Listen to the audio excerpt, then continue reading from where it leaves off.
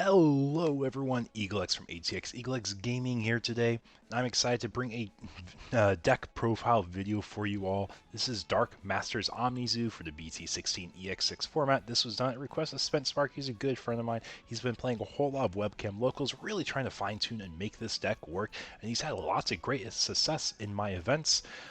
So just kind of doing a quick shout out for myself. If you guys have not seen, I'm on the road to get 1,000 subscribers. I have 881 right now. So if you guys appreciate this content, don't forget to like, comment, subscribe. It lets me know I'm going in the right direction for these types of videos.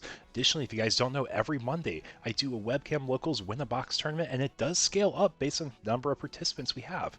So this last week we had 3 people, so I gave away a booster, or like basically 2.5 booster boxes worth of pricing. Just $10 sign up. This is very top heavy pricing, so if you guys want a competitive environment to practice for regionals and ulti cups, don't forget to check it out. You can find the link in the description. So let's go ahead and get started with the actual deck profile though for you guys. So I'm going to go ahead and start things out. This is my favorite way of doing deck profiles, is talking about the playstyle and ideal openers for what the deck is. So first and foremost, Dark Masters OMNIZOO, also referred to MegaZoo, OMNIZOO, Dark Master Zoo, is a deck that really emphasizes passing large amounts of memory to your opponent for early setup in order to create very difficult boards to deal with very high value potent tempo plays. So these plays can piece apart decks through the use of aces in the Dark Masters package. The profile I'm going to be featuring in this video is intended to dissect Magnamon X decks and curve the push that Nume decks have. So between Digimon Emperors and the various aces in the toolbox, Nume actually has a hard time pushing for effective damage against this deck. Your ideal openers for this deck kind of pivot around 2 different things. Obviously what's in your hand, but also if you're going first versus second. If you're going first, I definitely think your ideal opener is to hatch the mother egg with a tamer in hand. The tamer's set up game for provide value for late game, also occurs aggro, especially with the Digimon Emperor. He's been seen a whole lot, but Analog Youth does a really big key part of putting cards in trash while searching your top 3 for key cards you want to add for your future plays. And then after you hatch Mother, you push her out, and then you play one of your level 5 Dark Masters pieces. The Lady Devimon, the Gigadramon, the Scorpiomon, or if you run the Cherrymon, because they do a top 4 search for 2 level 6s or higher, which is going to be the majority of your deck, but then using the end of turn effect, you can delete one of your Digimon to play a Digimon with Dark Master straight from your hand to an empty space in breeding. So you can actually pop Mother, because Mother is only immune to your opponent's effects. You can use your own effects on Mother. So if you use Zubagon Punch in the old days of Reaper, you can make Mother a big blocker at like 18k or something crazy like that. But you can do the same thing with the Dark Master level 5s. You can actually pop Mother and set up a level 6 in Raising.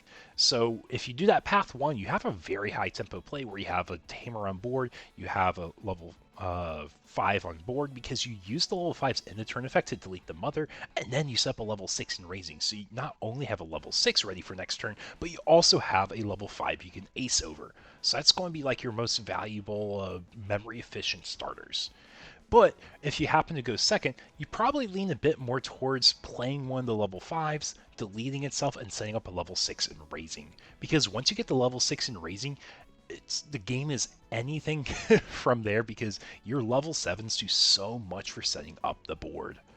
So let's go ahead and get talking about like one of the ideal combos and deck techs I want you guys to be aware of. OMNIZOO is such a big key card in this deck. OMNIZOO over your Dark Masters does a Evo effect of milling the top 3, and then you can play 2 black and or purple Digimon cards with a play cost of 8 or less from trash without paying their costs. You get their on plays, and a really big thing to be aware of here is you can play out a lot of the aces now. Aces have a very low play cost in exchange for that overflow mechanic. So you can play aces from hand, or you can use them from Zort's ability. So if you have Vikemon ace, you have, blanking on other ones right now, but you do have valid targets to call with Zort. But ideally, you can call your level 5s. One of the key level 5s you can call is Edamon. This guy has been seen so much in Nume decks because his on-play / Evo effect is to give a Digimon 3k Lingering Drain and force him at the start of the main phase to attack. And this is an amazing card to combo with aces, in particular Vikemon. This is the most powerful ace you have in your deck. So it has on play slash evo effect of D-Digivolve 2 on one Digimon.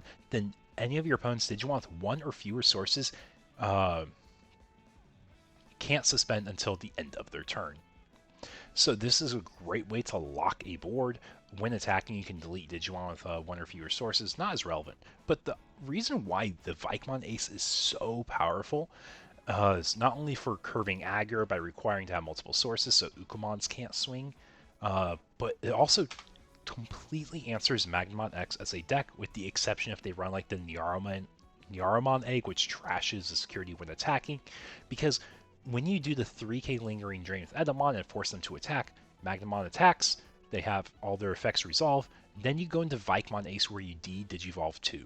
This $5 combo can deal with a Magnamon X deck because if they play the Vaccine variant, they D-Digivolve 1 to the level 4 armor, and then D-Digivolve 2 into the rookie, or if they overflow, you gain a lot of value there. But that lingering 3k drain will hit a Patamon, so if they used Awakening Golden Knight, you instantly remove their stack. Or if they're playing the armor variant, then they'd be down to the level 4 with the 3k drain. He's probably going to crash at like 7k because guess what? Everything in your security is pretty big. And then when they armor purge, you actually have that lingering 3k math still, so you actually pop most rookies they have as well. But what if I told you this combo is more than just a Magnamon X killer? What happens if I told you that the on play that Vikemon Ace applies is a blanket effect that says none of your opponent's Digimon with one or fewer sources can attack, or suspend technically? It affects Demon Lords. Gudamon doesn't have sources when he comes out normally. He can Digivolve, of course, but if they try doing the play where they play a Gouda, you won't be able to attack. Or what happens if I told you that Royal Knights won't be able to attack because all their Digimon don't have sources? So just one thing to keep in mind, it is a really powerful effect for what Vikemon can do. And that combo that you use with Zwart to play out an Edamon and another level 5, or 2 Edamons even, is super crazy. But anyways, so here's the actual deck profile for what I would consider playing if I played Dark Masters OMNIZOO.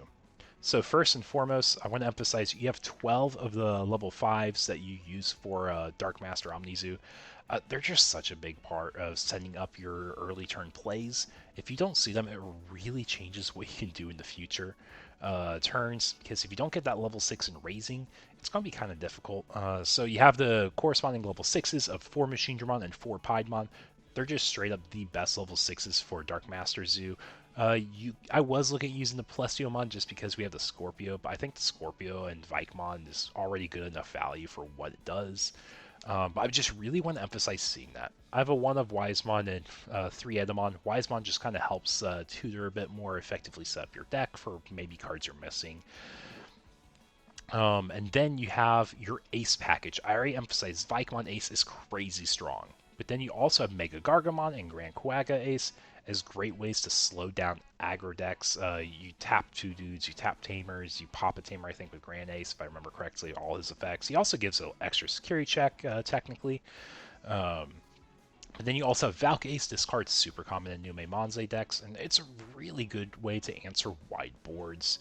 You have a 1 of Ragnar Lordmon Ace. You could DNA into him, it's possible. He's really meant to just be like a closer for the deck because it's going to be really easy to get a black level 6 and one of the Valk Aces in hand or on field. Using the Mega Digimon Assembly option, you can go into him, or you can go into Ultimate Chaosmon. He's another closer you have for the deck. It really just kind of depends on your board state and what your opponent's doing. And then I already talked about how key Omnimon Zwart is. Omnimon Merciful Mode's a great card against purple decks. It has potent removal. It can trash a security, so you have other ways to push damage. And then you have Digimon Emperor Analog Use, I already mentioned, is like great starters for the deck. Now, at the bottom of the deck profile image here, I already kind of I haven't really talked about these cards, but these are cards that didn't quite make the cut, but I can see a world they come into the deck. Mamemon, if you want to emphasize your Tamer search a bit more, so maybe you're going a little lighter on Tamers and you just want to make sure you see them. Great card to use for that. It's a call target for Zwart. Melga Ace is a great card if you're emphasizing more Wisemons and have more purple sources. I didn't feel like the purple sources I had were relevant enough for him. But he's also a great way to get cards into trash, because that's one of the hard parts about this wart. You may not have optimal call targets because you can't really force things in trash. They just kind of end up there from like using end of turn Dark Master level 5 effects or from the 3 you mill. So it's a way to kind of set that up. The Mastodon Ace, there's a world I can see you doing like a more of an angel heavy deck. It wasn't really something I was trying to push, but I can see a world you use that. X Program. This card actually might be super relevant moving forward if Tyrant and Bugs pop up, because they're immune from your Digimon effects. So if you need a way to break through a green bug heavy local, X Program is going to be one of your best outs since you have so many white sources in this deck. And then you also have Tamers. I kind of talked about how you can set up Tamers. The only memory fixers I really liked was the starter deck Matt Fixer and then Davis. I see a world Davis can be very good since you can search cards in your deck. You can emphasize more of a blue-green Dark Master build with him, as he's just an extra way to get started, search for cards, have a memory fix. But then you also have memory plussers. That's why I refer to dual tamers as. Izzy Joe deal with wide boards. Nume Monze is a wide board deck, so if you feel like you want extra ways to like farm memory and have longer plays, that's one card. You can use TK Kari more generically. You're probably going to be behind on security because you are a bit slower of a deck, but once you get started, you're really set up. Akihiro, he's part of like what I was talking about with Melga Ace. He helps get cards in trash. He helps you cycle. Maybe you trash irrelevant aces to draw better aces. So he just does a few different things, and obviously there's other cards you can look at using, but these are the ones I considered for my deck profile.